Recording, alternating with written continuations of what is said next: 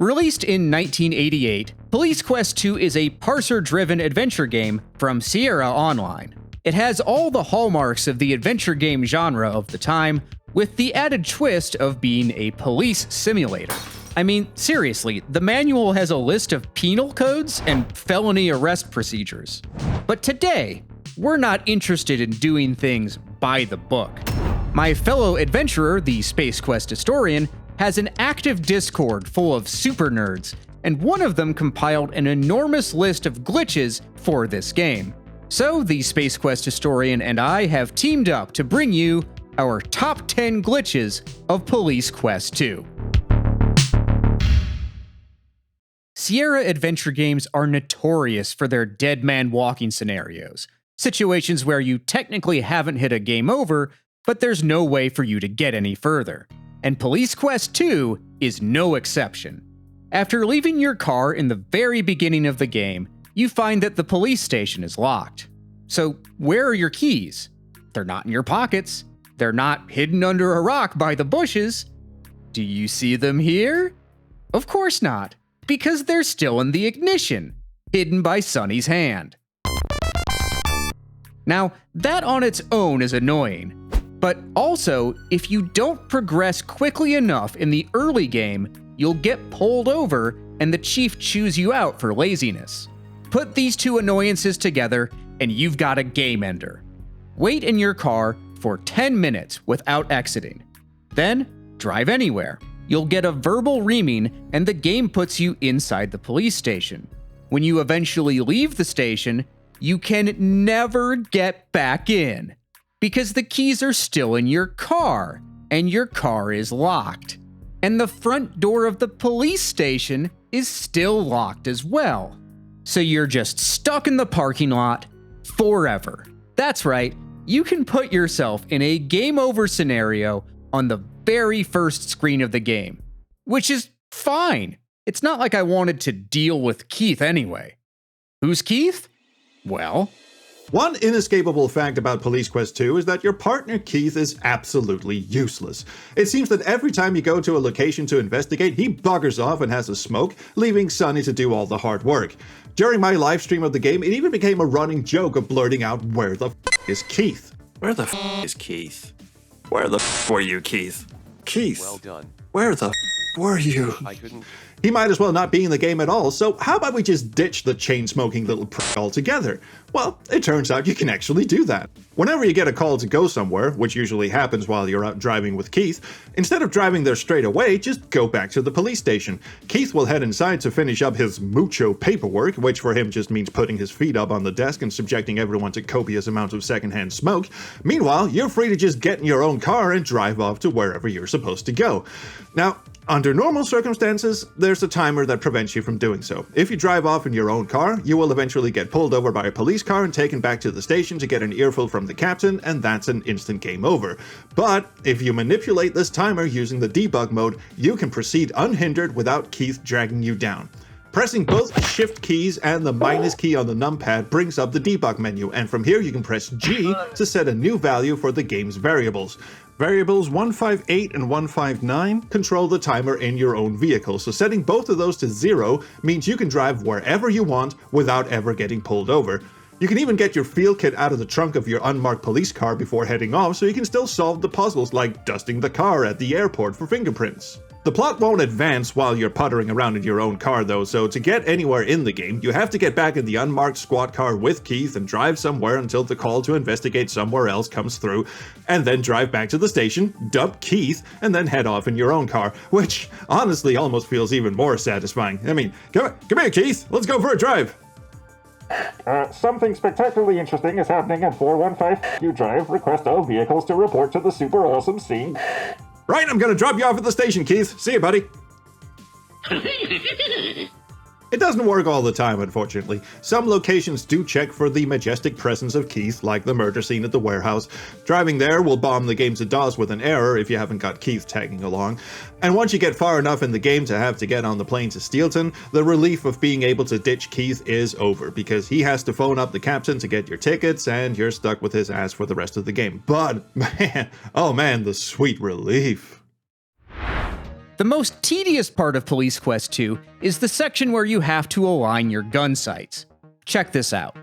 You go to the shooting gallery, put on ear protection, raise your gun, fire, lower your gun, press a button to view the target, look at the target to check your alignment, give the screws a couple turns, replace the target, push a button to make the target move back, and do all that over and over until the sights are aligned. I know the whole idea of the game is to follow proper police procedure, but games are supposed to be fun, right? The feedback doesn't make sense either. This is shooting too high, and this is shooting too high, but this isn't? And in the end, it doesn't matter where your bullets hit the target. The game just knows whether your sights are off and responds accordingly, but it still forces you to go through the motions. In all the tedium, it's easy to zone out and skip a step, like forgetting to raise your gun before firing it. You experience excruciating pain. As you pass out from loss of blood, you realize your error. A foot is a terrible thing to waste. Next time, draw your weapon fully before firing it. What's funny is that the game checks the height of your hands. If you press a direction on the keyboard to lower your hands, you can actually shoot here, and somehow that still connects with your foot. But that's also where the bug comes in. If you hold down a directional key to raise your hands, you can keep going and make them float in the air.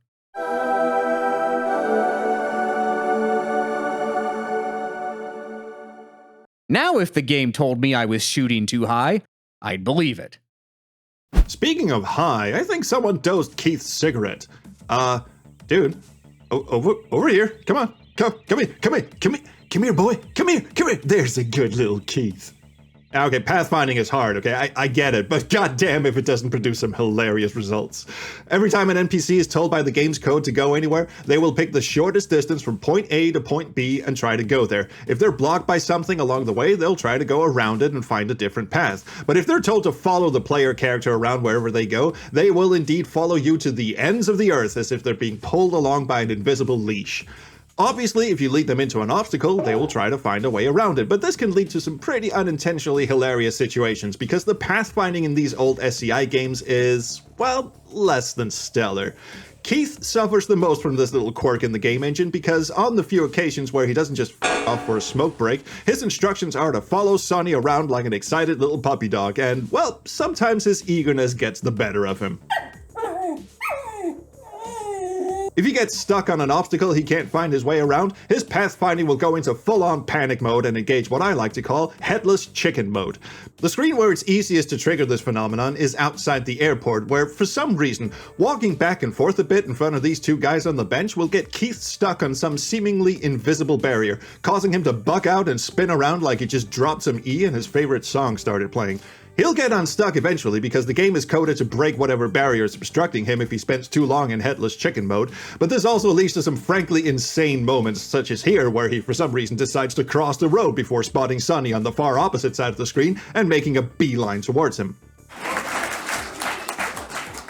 Other times, the game has a scripted sequence where Keith is let off his leash to go and do something, like calling up the captain to get money to buy a plane ticket.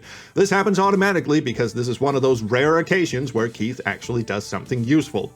Under normal circumstances, if you instruct Sonny to buy a ticket to Steelton, the game will momentarily block player input and send Keith off to use the phone to call the captain. If you walk up to the counter in the spot where Keith normally goes to use the phone and type buy ticket, but not specifically where you want to go, the clerk will then ask you to step in front of the counter. But you can ignore those instructions and just stay where you are. And if you then type in Steelton to give him your destination, Keith is programmed to go do his thing regardless of where you're standing. And if you're blocking Keith's access to the phone, well, it's Headless chicken time. If you're standing right up against the counter, Keith will just phase through you and succeed in his quest for the phone, but if you're standing just a few pixels away, Keith has no way to get to the phone and starts bugging out. Most of the time he'll just stand there dejectedly for the rest of eternity, and this will indeed softlock you because all player input is blocked until Keith can successfully reach the phone, and since this can never happen, But if you're lucky and find the perfect sweet spot to stand in, though, you can make Keith do a full lap around the airport terminal, until he eventually gives up and soft locks the game anyway. But A+ for effort there, buddy. Now, Keith isn't the only character affected by this, but he is by far the most hilarious. If you want to see how you can run the flower girl up and down the pavement in front of the airport for eternity, or how to send the mugger in the park into a headless frenzy, then go check out the extended version of this episode on One Short Eye's second channel. He's also helpfully removed all the pesky censoring of my potty mouth there, so I can finally say, F you, you f***ing rancid son of a f***ing Keith mother. Ah, that felt good. Remember the good old days when you could sneak a firearm through airport security? I mean, I don't, and neither should you, but Police Quest 2 has other ideas. After our boys pick up the plane tickets to Steelton, and the player avoids any headless chicken softlocks, Sonny has to face this final boss of a security guard. Because the game cares about realism, you have to show your badge before entering the metal detector. If you don't, your gun sets it off, and the guard asks you to empty your pockets.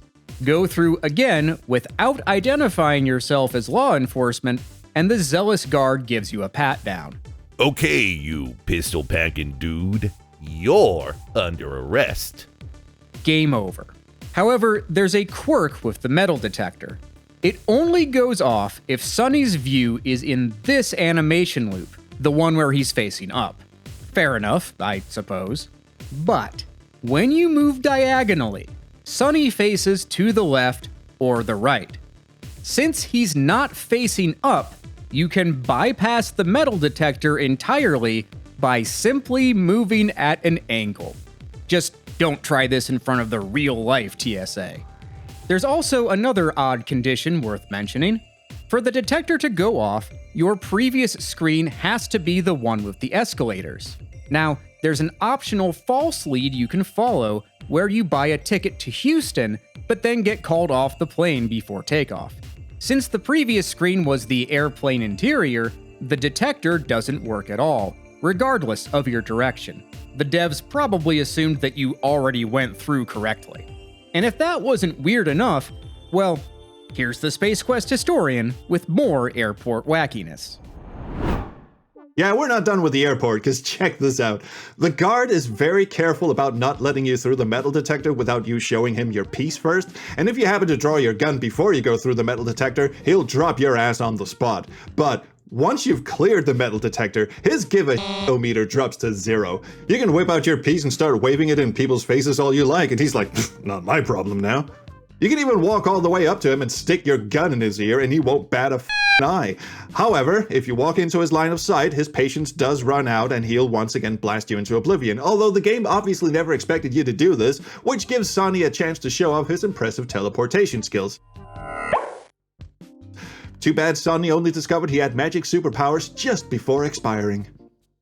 He's not the only one though, because the guard seemingly has eyes in the back of his head, as this will also happen if you step up behind him and try to jam your gun in his spine. Wham! But unless you decide to actively antagonize the guard, he'll even let you board the plane with your gun still drawn. And the stewardess gives even less of a shit than the guard, because she'll just calmly ask you for your ticket while staring down the barrel of Sonny's service revolver. Talk about not cracking under pressure. I mean, these days you can't even bring a goddamn nail clipper on a plane, but the early 90s were a wild time, man.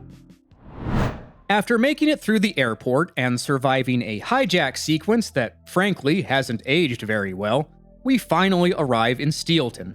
In the game's final sequence, Sonny tracks the antagonist, Jesse Baines, to the sewers. This place is a mess. You've got deadly methane gas, pipes that will randomly flush you into the sewage. Oh, and I guess swimming wasn't a police academy requirement, because if Sonny takes one wrong step, he instantly slips beneath the surface and never comes up again. There are also a few ladders in the area. If you climb one and try to move the cover, it makes enough noise to alert Baines. He shows up a moment later and fires at Sonny. The game then rolls the dice. There's about a 55% chance of Baines missing and about a 45% chance of his bullet connecting. On this screen. But on this nearly identical screen on the other side of the sewers, they swapped the percentages, so it's more likely you'll perish. I don't know whether this difference was intentional. Something that definitely wasn't intentional is this. Start falling into the water as Jesse Baines comes onto the screen. You'll get stuck in mid-air. And after Jesse leaves, Sonny is stuck splishing and/or splashing everywhere he goes. Sadly, you can never leave the room, but at least you'll never see Baines again. So we've already seen Sonny's ability to swim on solid ground and his amazing powers of teleportation, but did you know he has other superpowers as well? Oh yeah, our boy in blue is nothing if not full of surprises. This warehouse screen is where Sonny discovers an abandoned car with a body in the trunk, and it's a pivotal moment in the story when Sonny realizes, to no one's surprise but his own, that he's on Baines' list as well. That's enough to put anyone on edge, but Sonny is an officer of the law, and he knows when to keep his head cool and... Okay, I take that back, he's obviously snapped. How the f did he even get up there? I'll tell you how. If you're quick on the buttons and hold down one of the directional keys just as the game transitions from the interior of the car to the screen with the warehouse, Sonny will straight up ignore the laws of physics and just float off to his happy place. It's an impressive sight to behold, sure, but unfortunately, this zen-like state can't last forever. You're still able to interact with the environment, but if you change screens by, for instance, looking in the trunk of the car, the spell is broken, and by the time he's done poking the stiff in the boot, his feet are back to being firmly planted on terra firma.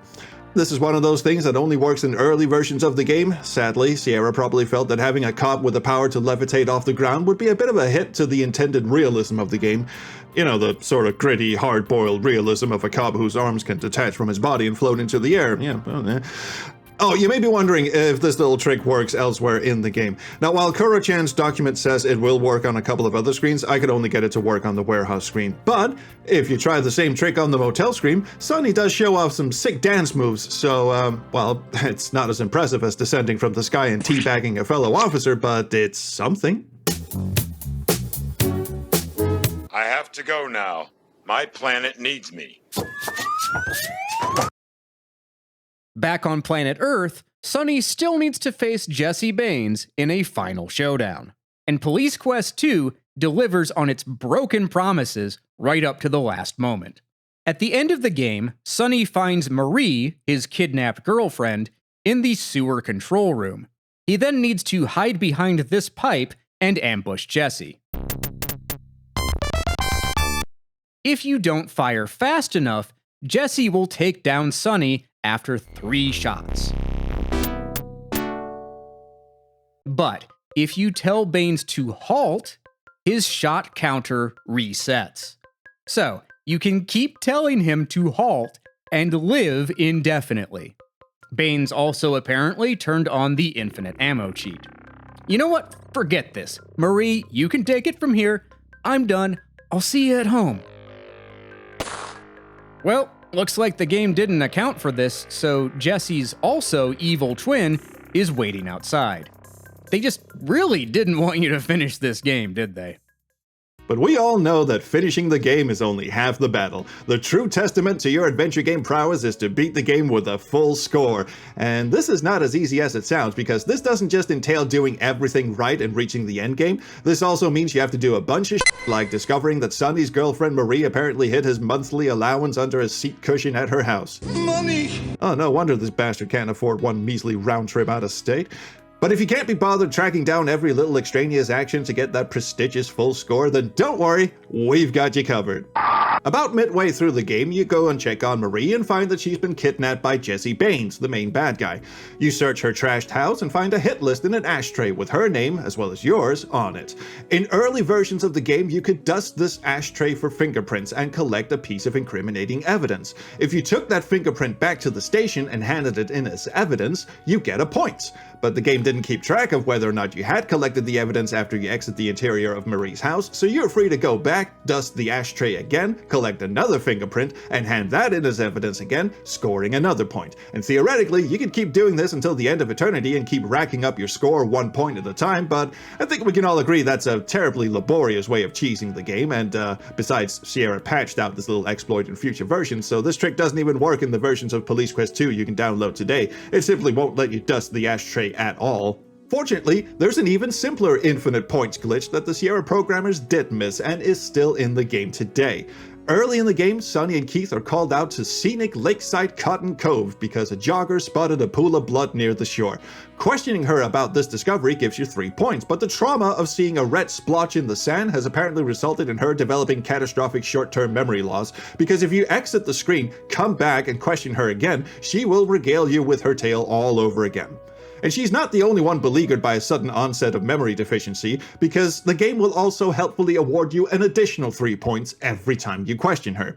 Same as with the ashtray, you can repeat this process indefinitely. Leave the screen, come back, question her, leave the screen, come back, etc., to your heart's content. In fact, you can even go above the game's maximum score of 300 points if you have the patience and you just want extra bragging rights, but I mean, who has time for that? Am I right? Shut up. Well, that was a fun peek into the dark, barely held together by duct tape and a prayer corners of Police Quest 2. But now, it's time for us to make like a Keith and leave. For more nerdy deep dives into games you've never heard of, check out the Space Quest Historian's YouTube channel and his Discord. A big thanks to Kuro-chan, who found most of these glitches and compiled them into a neat little document. Take care, and I'll see you in the next one.